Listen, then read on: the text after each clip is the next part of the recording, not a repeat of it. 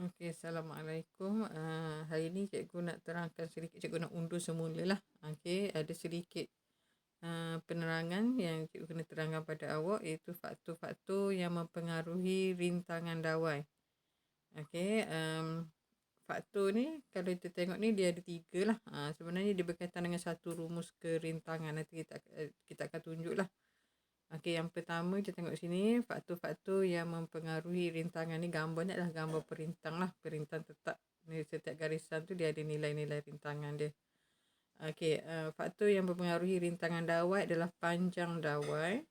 Okey, panjang dawai, luas keratan rentas dawai. Luas keratan rentas ni kita boleh gantikan juga dengan ketebalan dawai dia ataupun diameter dawai. Okey, jadi luas keratan rentas kita boleh gantikan dengan ketebalan dan juga diameter dawai lah. Okey, dia membawa maksud yang sama lah. Dia merujuk kepada luas. Okey, faktor yang ketiga adalah kerintangan dawai. Okey, jadi 3 faktor ni awak kena ingat lah. Okey, rho, A dengan L.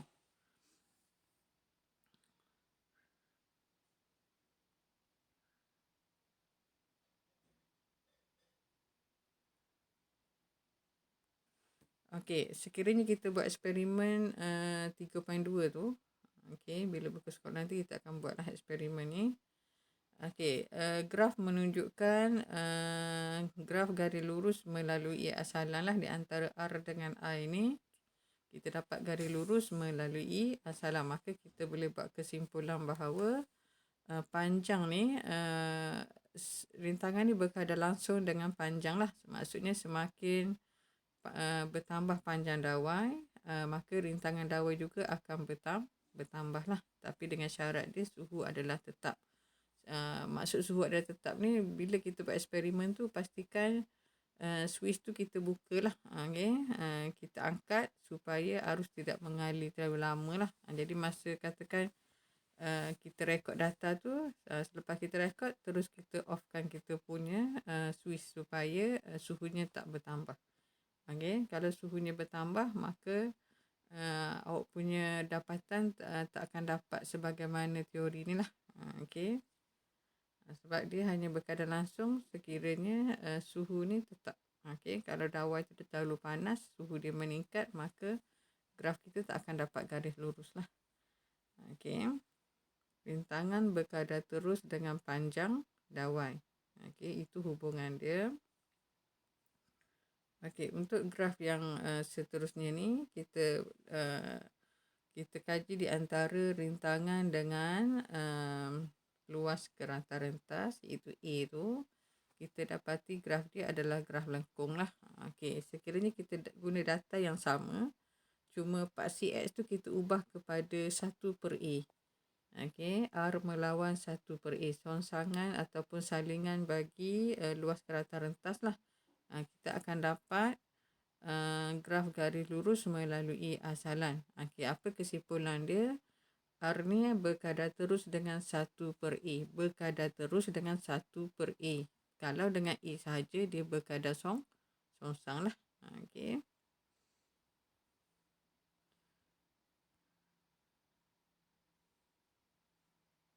Okay, jadi rintangan dawai ni dia akan berkurang bila luas dia bertambah. Sebab kita kata tadi dia berkadar songsang kan. Okey, rintangan berkurang apabila luas bertambah.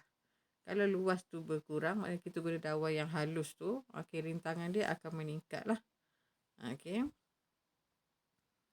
Syarat dia suhu kena tetap lah supaya rintangan dia tidak dipengaruhi oleh suhu tadi.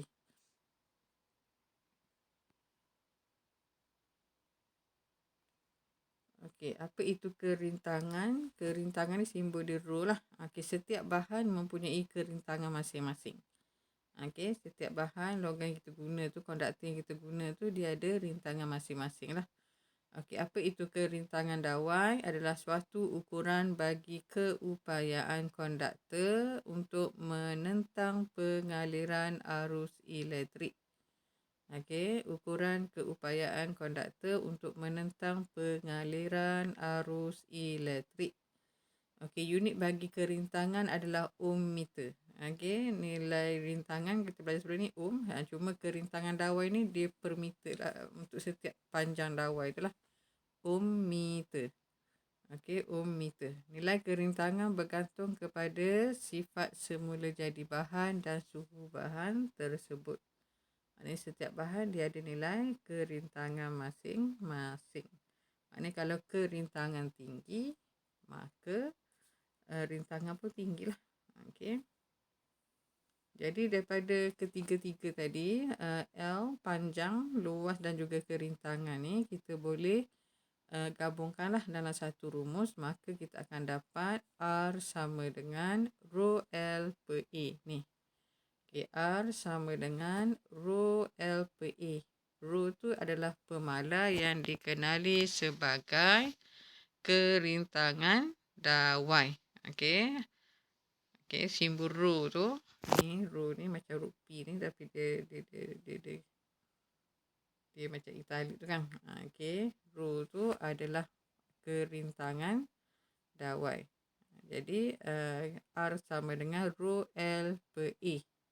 Okay, jadi kalau kita tengok di sini kita boleh kira rintangan sekiranya diberi rho L dan A ni lah. Okay, daripada rumus ni juga kita boleh tentukan faktor-faktor yang mempengaruhi rintangan lah. Ada 3 rho L per A. Jadi rumus ni bukan sekadar nak cari satu nilai, dia juga boleh menunjukkan sesuatu berkaitan dan juga faktor-faktor ya, faktor yang mempengaruhi rintangan tadi. Okey, rumus ni akan diberilah dalam peksa. R sama dengan rho L per A.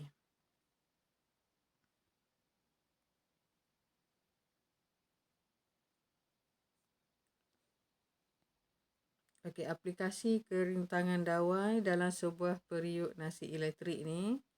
Okey, periuk nasi elektrik ni adalah dia ada elemen pemanas lah.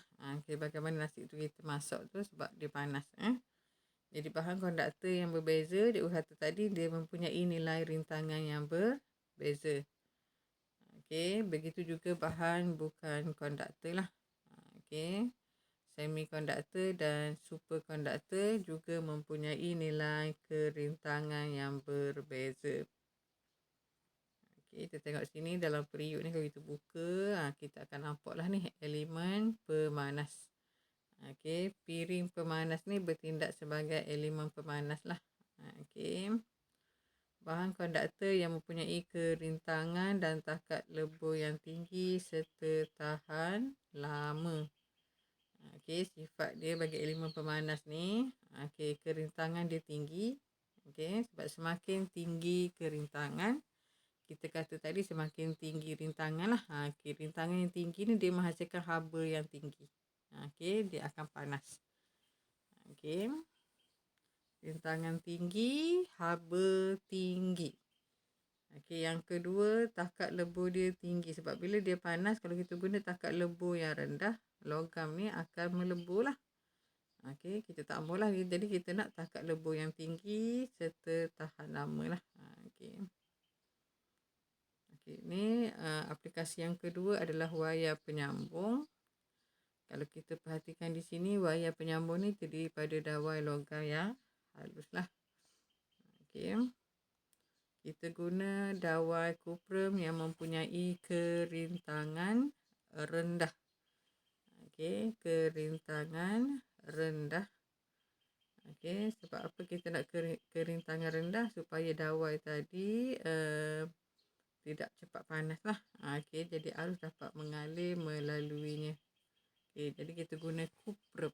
Sebab apa? Kuprum ni adalah konduktor elektrik yang baik. Rintangan dia rendah. Okey. Kita tengok di sini perbezaan di antara bahan konduktor, semikonduktor, konduktor dan juga superkonduktor. Okey, apa itu bahan konduktor ni? Bahan yang tidak boleh mengkonduksikan elektrik lah, mana elektrik tak boleh mengalir. Okey, penebat lah. Okey, bahan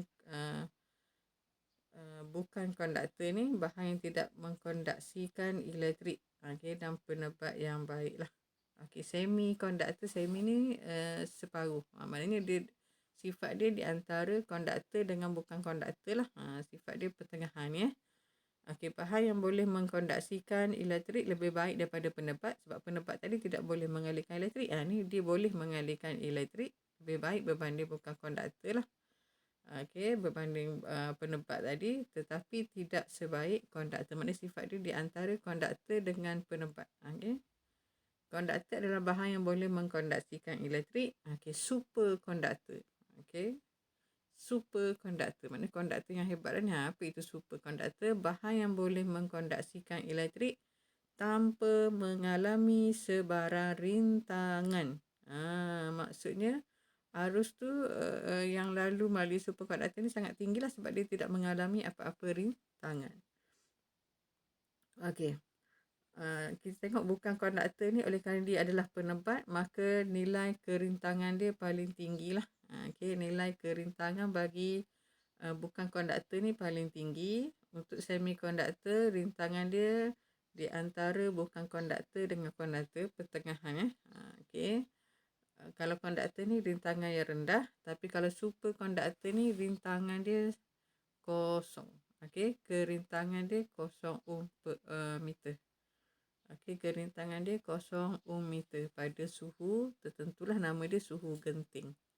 Okey, kerintangan dia adalah sifar. Okey, contoh di sini bukan konduktor iaitu penebat plastik dengan kayu lah. Okey, kalau kita tengok sini penutup plastik kotak fish. Kenapa dia buat dengan plastik? Untuk mengelakkan pengaliran arus lah. Okey, sekiranya ada shock dan sebagainya. Okey, semikonduktor ni okey, contohnya silikon dan juga germanium. Okey, semikonduktor ni digunakan meluaslah dalam elektronik. Okey, konduktor contohnya besi dan juga karbon sebab dia boleh mengalirkan arus elektrik. Okey. Yang seterusnya superkonduktor cesium, nama dia cesium. Okey, apabila berada pada atau di bawah suhu 1.5 Kelvin lah. Okey. 1.5 Kelvin. Kerintangan dia akan disifar lah. Okey, digunakan dalam MRI ni. Okey, lingkaran superkonduktor ni digunakan dalam MRI. Okey, jadi MRI ni digunakan gelombang elektromagnet lah yang sangat kuat. Okey, apabila arus dialihkan konduktor tadi, superkonduktor tadi, dia akan jadi magnet yang sangat kuat lah. Okey. Okay, perbezaan di antara konduktor dan juga superkonduktor. Okey, superkonduktor ni bahan yang boleh mengalirkan ataupun mengkondaksikan elektrik tanpa sebarang rintangan. Okey, maka tiada tenaga yang hilang lah apabila arus mengalir melalui superkonduktor. Tak ada rintangan, jadi arus boleh lalu je. Okey, jadi tiada kehilangan tenaga lah. Okey. Suhu genting iaitu TC tu. C tu untuk critical, T tu temperature.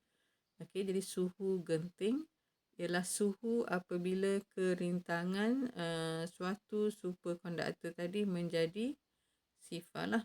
Dia bukan boleh berlaku bila-bila masa dia ada sekiranya berlaku pada suhu genting sahajalah. Okey, apabila kita alihkan arus masa tu, kerintangan dia jadi sifar lah.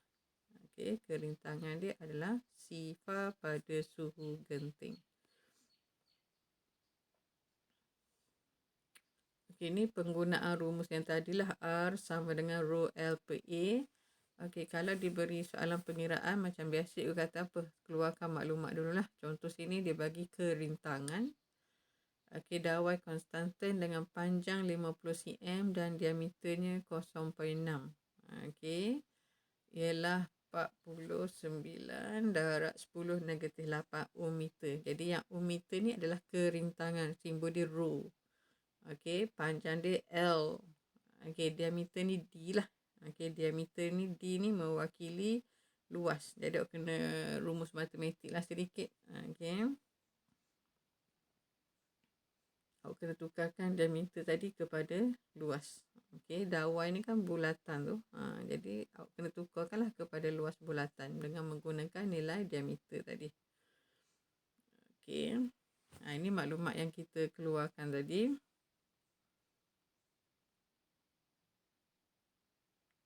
Okey, nilai rho dia, nilai panjang 50 cm tukar kepada unit SI 0.5 meter lah. Okey, diameter tadi 0.6 milimeter. Mili ni 10 kuasa negatif 3. Okey, 10 kuasa negatif 3. Kita tukar kepada meter lah. Jadi darab je dengan 10 kuasa negatif 3.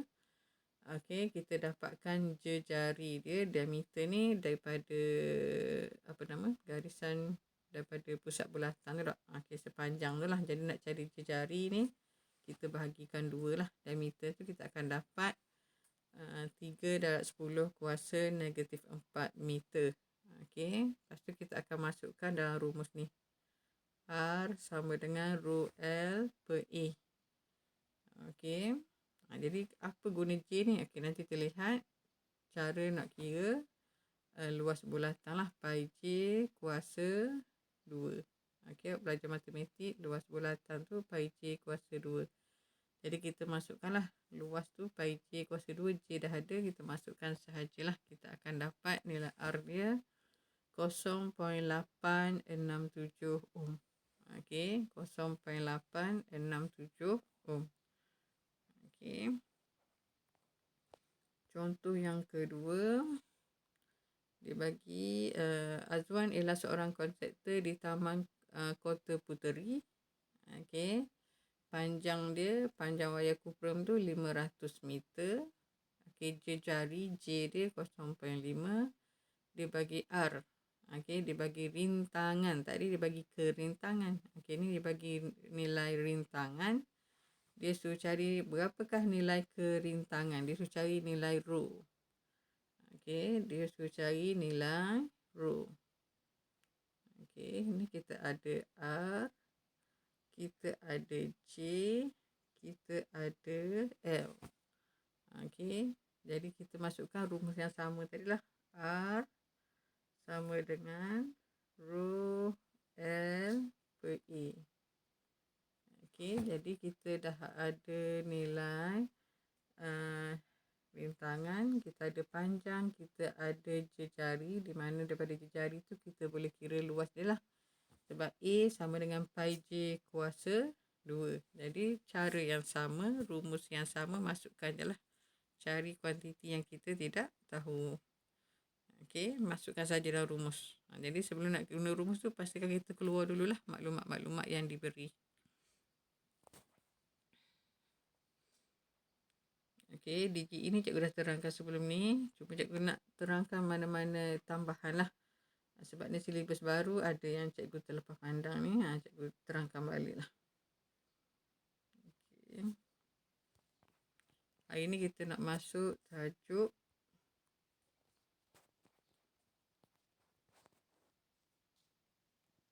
tenaga dan kuasa elektrik kan.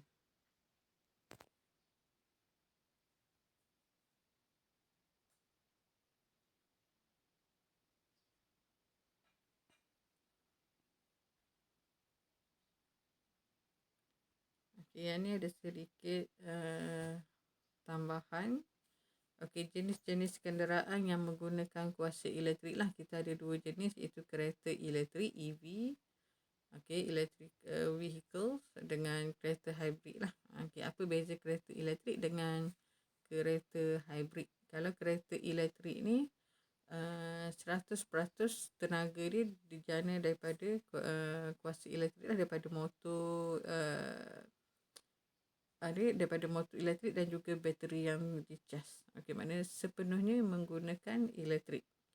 Okey, itu kuasa elektrik lah. Okey, antara bateri yang digunakan adalah jenis lithium ion, satu lagi NiMH tu. Okey, voltan yang dibekalkan oleh bateri besar lah. Okey, 300 hingga 800 volt. Okey, itu kereta elektrik sepenuhnya elektrik. Okey, kuasa elektrik digunakan. Okey, manakala kereta hybrid ni dia sebahagian menggunakan petrol, sebahagian menggunakan bateri yang boleh dicas lah. Okey, 25 hingga 40% kuasa bateri yang boleh dicas semula. Okey, dan selebihnya menggunakan petrol. Okey, bateri dia punya voltan dia lebih rendah lah berbanding kereta elektrik. Okey, iaitu 100 hingga 200 volt. Okey, julat bateri dia 100 hingga 200 volt. Okey, ni gambar kereta elektrik dan juga kereta hybrid. Okey, kalau yang pertama tu kereta elektrik tu sepenuhnya kita guna bateri lah disambungkan kepada motor elektrik. Okey, kalau kereta hybrid ni kita ada tangki petrol, kita juga ada bateri yang disambung kepada motor lah.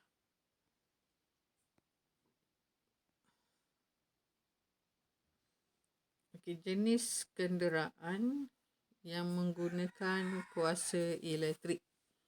Okey, jenis kenderaan yang menggunakan kuasa elektrik ni. Okey, bateri kereta EV. Okey, kereta elektrik tadi. Dan juga kereta hybrid boleh dicas. Okey, menggunakan bekalan elektrik domestik. Okey, dan di stesen pengecas elektrik biasa ataupun di stesen pengecasan sel suria. Okey, sel suria. Apa itu sel suria? Komponen yang dapat menukarkan tenaga cahaya, cahaya matahari itu kepada tenaga elektrik. Okey. Sel-sel suria ni disusun secara bersiri bagi membentuk sebuah panel suria lah. Okey, ni kalau perhatikan gambar panel suria lah. Okey, jenis kenderaan yang menggunakan kuasa elektrik ni, okey, kalau dicas dia menggunakan tenaga suria ni. Okey, ni adalah contoh gambar panel suria. Ada sebahagian kalau tengok ada atas bumbung sebuah rumah tu lah. Dia boleh hasilkan tenaga elektrik, jadi dia tak bergantung sepenuhnya kepada tenaga elektrik ini bekalkan oleh TMB lah. Okey, awak akan nampak lah ni. Okey, susunan sambungan panel suria ni di stesen pengecasan sel suria memainkan peranan untuk mendapatkan voltan dan arus yang sesuai lah. Okey, penggunaan kereta EV, kereta elektrik tadi merupakan satu alternatif untuk menjaga kelestarian alam sekitar, sebab kita tahu pembakaran bahan api fosil ni dia membebaskan gas-gas yang dan juga bahan yang boleh mengganggu alam sekitar kita lah. Okay. Tenaga dan kuasa elektrik. Okay, tenaga dan kuasa elektrik.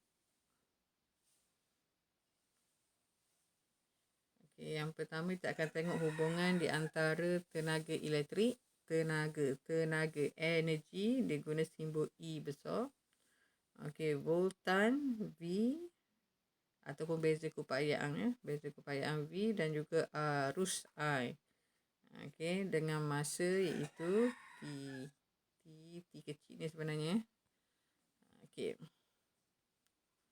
Okay, berdasarkan rumus beza keupayaan kita belajar sebelum ni, V sama dengan E per Q. Okay, tenaga bahagi cas lah. Okay, tenaga yang digunakan untuk menggerakkan seunit cas. Okay, jadi kalau kita nak cari tenaga, kita cuma olahkan daripada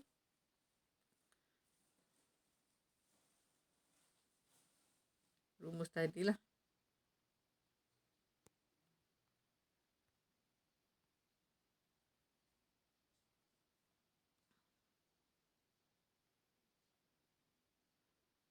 V sama dengan E per Q.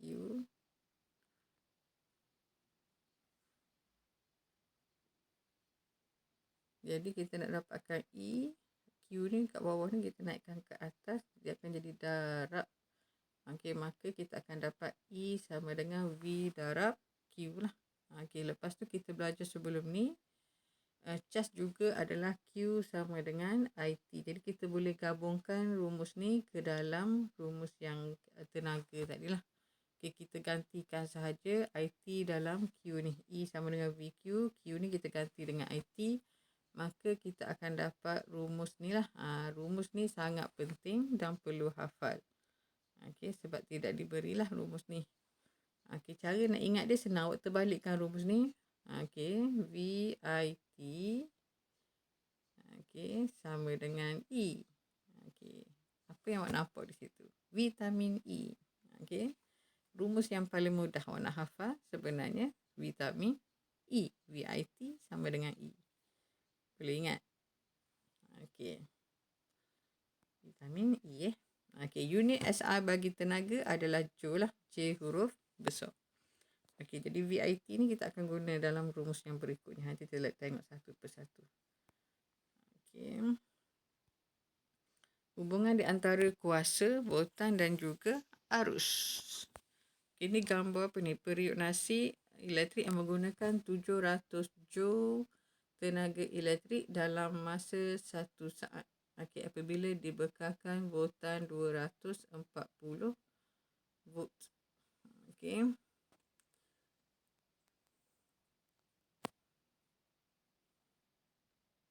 Okey, maklumat ni boleh digunakan untuk menghitung jumlah tenaga elektrik lah. Okey. Dia ada label lah. Kalau perhatikan di sini, dia tulis kuasa dia, label kuasa. Okey, kalau kita perhatikan di sini, label kuasa dia 700 watt. Okey, voltage dia 240 volt lah. Okey, maksudnya apa di situ? Sekiranya kita bekalkan beza keupayaan sebanyak 240 volt. Okey, tenaga yang digunakan dalam masa 1 saat adalah 700 joule lah. Okey. Jadi watt ni adalah tenaga bahagi masa. Okey, ini ayat penuh dia tadi lah. Okey, 700 watt tu kita tukarkan kepada ayat 700 joule tenaga ni ayat dia. Kena kadang-kadang ditanya apakah maksud 700 watt. Okey, yang dilabelkan pada peralatan tu lah. Jadi 700 watt tu aku tukarkan kepada tenaga. Tenaga bahagi masa, kita akan dapat kuasa lah yang watt tadi tu. Kita tukar je. 700 joule tenaga dalam masa 1 saat. Okey. Ini sebenarnya sama dengan 700 watt lah. 700 watt. Okey. Apabila dibekalkan voltan sebanyak 240 volt. Okey. Dia akan menggunakan 700 joule tenaga. Maksudnya semakin besar label kuasa yang ditunjukkan kepada alat tu, semakin tinggilah tenaga yang digunakan. Okey.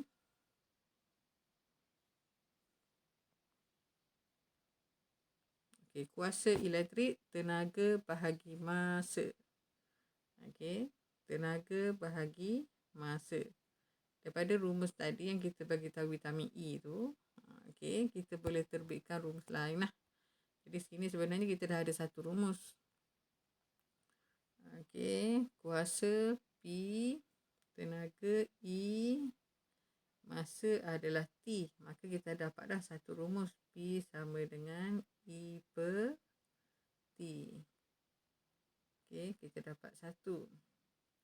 Daripada rumus ni, kita ganti vitamin E tadi. Okey, E sama dengan VIT dalam persamaan ni lah.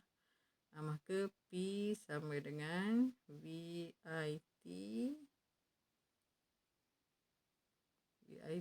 bahagi dengan T. Maka T ni kita boleh potong. Maka kita akan dapat rumus yang baru lah. Okey, itu P sama dengan VI. Okey, kita dapat rumus yang kedua. Okey, dia sebenarnya rumus ni saling berkait je. Jadi katakan soalan tu dia ada banyak rumus. Okey, kita boleh je guna mana-mana rumus sebab dia sebenarnya saling berkait antara rumus pertama, kedua dan ketiga tu lah.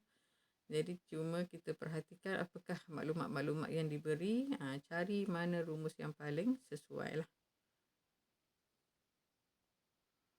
Okey, maka kita dapat rumus yang ni lah. P sama dengan VI tadi ya. Okey. Yang seterusnya daripada hukum Ohm ni, okey, V sama dengan IR Jadi P sama dengan VI tu dia masukkan dengan inilah. Okey, daripada rumus P sama dengan VI ni, dia nak ganti pula dengan hukum Ohm. V sama dengan IR, jadi kita nak gantikan V sama dengan IR. IR darab dengan I. Maka kita dapat I kuasa 2 per R. Okey, dapat rumus yang ketiga ni. Okey, ataupun kita gantikan nilai I ni. I ni daripada hukum Ohm ni, kita olahkan, kita letak I kat depan lah. Okey, jadi I sama dengan V per I. Okey. I sama dengan V per R. Okey ni, V per R ni sama dengan I. Okey, jadi kita gantikan dalam rumus ni, kita akan dapat V kuasa 2 per R. Okey, jadi kita ada rumus P sama dengan VI. Rumus yang pertama tadi. Yang kedua, P sama dengan I kuasa 2R. Yang ketiga, P sama dengan V kuasa 2 per R lah. Okey, jadi kita ada 3 rumus kat sini lah. Dan sebenarnya 4 ia dengan menggunakan rumus yang ni juga. Kuasa sama dengan E per T ni. Okey, ada satu rumus lagi. Jadi ada 4 rumus lah kesemuanya.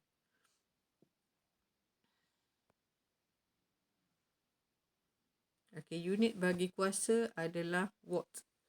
Okey, joule per saat. Okey, watt iaitu joule per saat.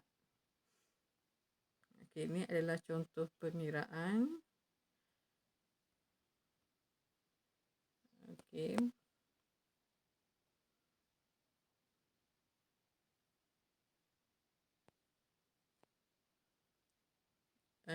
Keluarkan maklumat. Dia bagi 6 volt.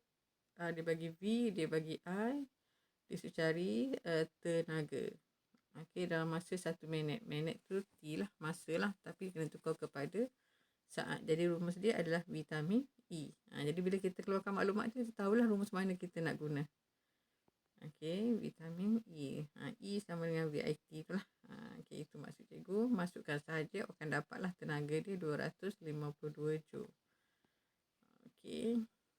Kuasa dan kadar penggunaan tenaga pelbagai peralatan elektrik. Okey, sekarang ni kalau kita perhatikan di pasaran ada pelbagai jenis peralatan elektrik lah. Jadi kita kena pilih alat yang mana yang boleh menjimatkan tenaga dengan maksimum. Okey. Sekarang ni dia bagi star rating lah. Kalau satu peralatan tu contohnya peti ke kipas ke, dia ada bintang-bintang dia. Kalau 5 bintang tu maknanya dia paling jimat tenaga lah. Okey, semakin kurang bintang dia tu, semakin tinggi sikit lah penggunaan tenaga dia. Okey. Jadi yang bintang star rating dia tinggi ni, harga dia lebih tinggi sikit lah.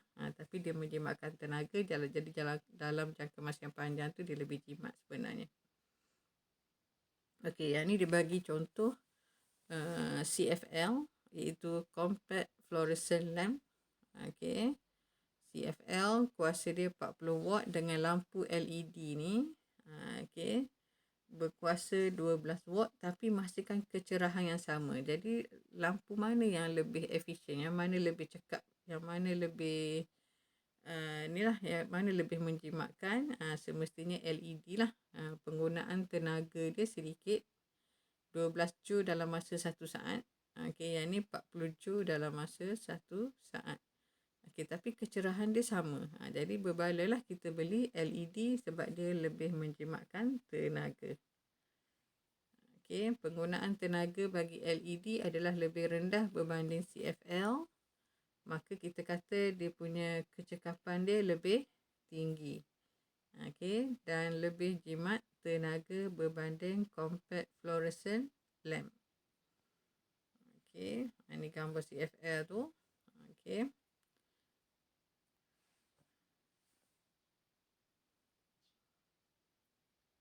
Okey, penggunaan tenaga E sama dengan PT. Mana rumus ni? Okey, daripada mana rumus ni?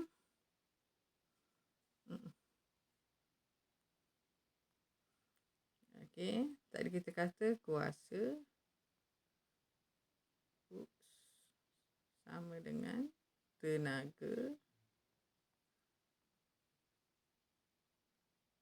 bahagi masa.